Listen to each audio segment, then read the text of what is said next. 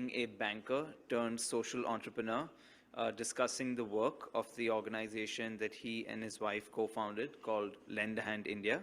It's an organization focusing on the mainstreaming of vocational education in secondary schools covering over 1 million students in India. With that, Raj, if I can please invite you on the stage.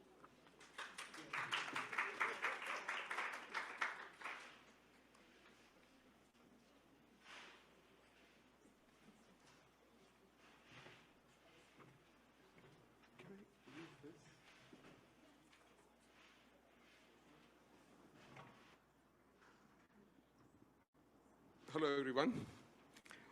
It's a pleasure to be here today, especially because the story of Lend a Hand India actually began in New York.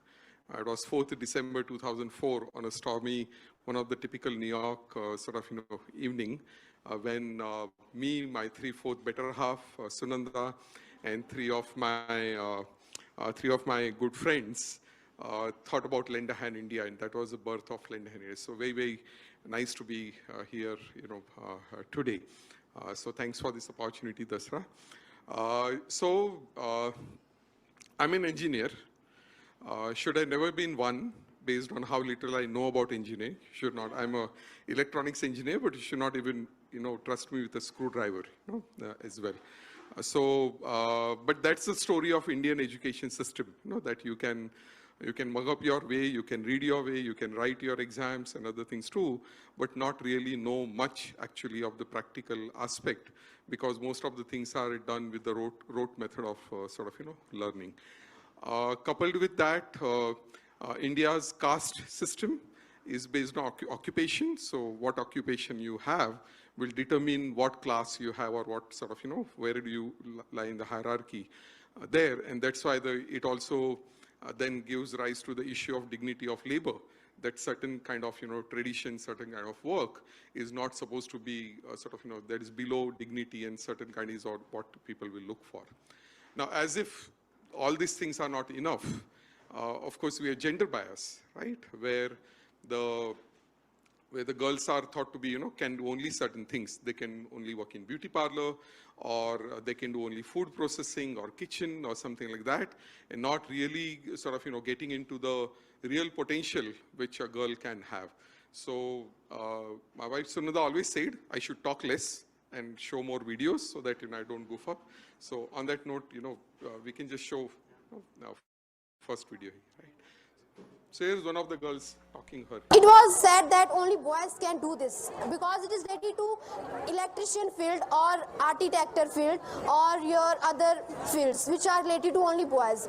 But it's not important that boys can do everything. It's only that we think this. It is our thought, not the fact.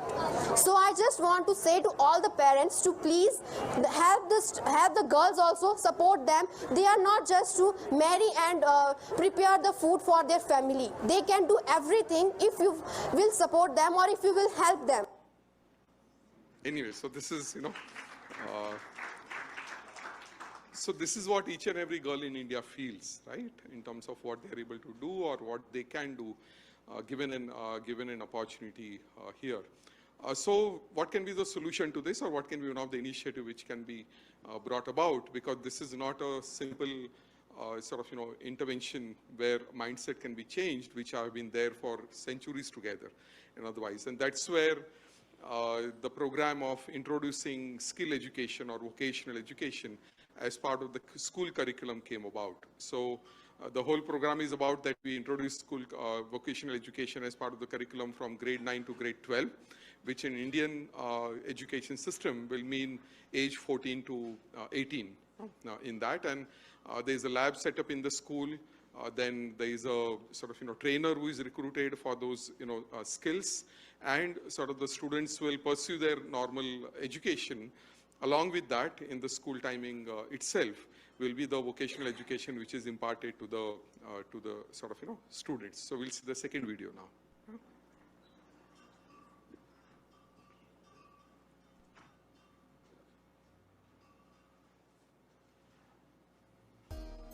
This is the day in every week which the students enjoy the most. Nobody falls sick on this day. On this IBT day, the students come out of their classrooms and do things which are useful for the school and community. Making parallel and series electrical circuits is just a beginning for them. They do the electrification of their classroom and their homes as well. This motor got burned last night on a farm nearby. Students are rewinding it under the watchful eye of their instructor. These students have taken a work order from a villager for making a stack. They do everything: costing, designing, fabrication. No matter what it takes, it has to be sturdy and completed in time.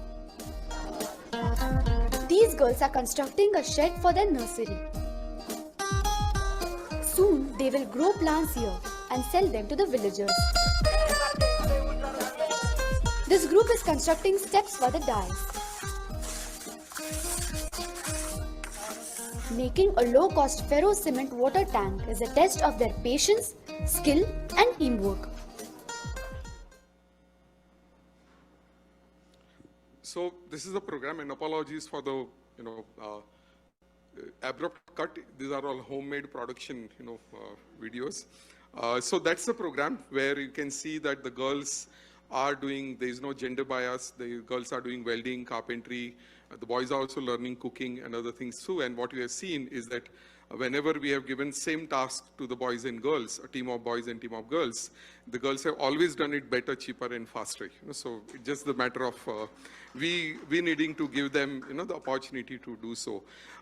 Very happy to share that after earlier it was introduced as part of the graded curriculum, so it didn't have a score. But in 2014, we were able to get it recognized as a 100-mark subject as a score with a board exam and National Skill Development Corporation certification, skill certification as well. Now, not that each and every school can have lab, not that each and every school can have trainer, not that each and every school can have electricity. So then what do you do? And that's where we thought about this solution that, what if we, like you might have seen computer lab on the wheels, you have seen science lab on the wheels. How about we go for, skills on wheels and all, and what it can look like. So we'll see the third video now.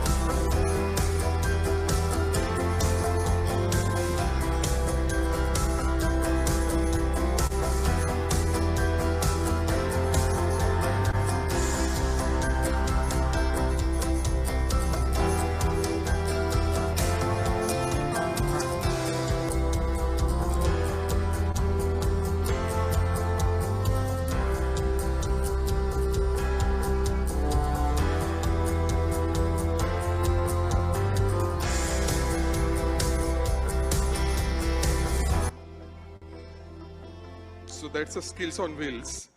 We have 2 buses currently. In fact, there's 6 more buses which are coming on board. It has become a very popular program now. Now, as you can see, India has 200,000 high schools in that, right? So 100 schools that we work with or 150 schools we work with are not going to be enough. And how do you then scale your program and other things too? And also, how do we give a practical exposure to the students for getting on-the-job training as well? And the idea came to me because I was an intern to my dad. My dad ran a grocery shop, and I was an intern to him since I was 9 years old. and sort of, sweat the floor, manage the cash, went to bank, bought the, wholesale sort of grocery, delivered grocery at home, customers and all. So that is where the idea of the internship with small and micro enterprises came out, where our 11th and 12th grade students, they work with the businesses near their, school and get the practical work experience. So fourth. Hello, my name is Ali and I am a student of 12th class from SKD Samalka. As I have chosen IT subject and from this I am getting opportunity to come on workplace environment, and it is very helpful for me. As earlier I was thinking that it is not useful, also it will not help me, but my teacher motivated me to do this, and then I came also and I saw so many changes in me. As I was feeling there was a lack of confidence in me. So when I came here, so it increases my confidence power. It increased my communication skills also, as I was feeling shy to speak to anyone. But here I improved these things. I talked to, there are so many sirs, to my colleagues also, and it will help me to do job also after 12th, because after 12th I want that I may do job also and I may do study also. So this will help me a lot, because I have worked here, so it is the experience here. So whenever I go for the job, so they will ask for any experience, so I can say that okay, yes, I have come here, workplace environment, I have done internship also, so it will help me to do that. So they will also say, so they will give me the job easily, and I have learned HTML, CSS and JavaScript. It will help us to create a web page, it makes a dynamic web page. So I want to make my website also where I can tell my things and my opinions also on any particular topic. So it will help me a lot, and I suggest. And if we learn in school, we learn the theoretical things only. So we can learn the practical things also, because in school in 9 periods we cannot get the time also for doing the practical and all. But here we can get time easily and we can do the practical things. So this, and I suggest to other students to do this, because then you will know your importance and you will able to know your skills also. So I want you to do this internship programs. Thank you so much. Anyway, so that is this internship program which we began, began 4 years back with 60 students. I've scaled up to now 7,000 students across 4 states in India, and more to come on that front as well. And as I said earlier, India has 200,000 high schools, and only way to scale is scaling through the government. So the model which Lend-A-Hand India has come up with is to deploy our people within Department of Education, and sort of, with the government funding and with the, resources, regulatory power which government provides, is how we are scaling our work now. We just got awarded Co-Impact System Change Grant. So Co-Impact was, mentioned a few times, and really sorted donors, I must acknowledge. 6.5-year multi-million dollar grant, which can really help us to take it forward here. And of course, we would like to acknowledge, Dasra, they will here, and I think Mike was here. I don't see him here, Mike Polak, because when I was quitting my job at Citibank, he sort of said, so how are you going to pay for your own living now? And he's the one who funded us for a few years. So thanks again for this opportunity, and a lot more to come, and welcome you to join on this journey. Thank you.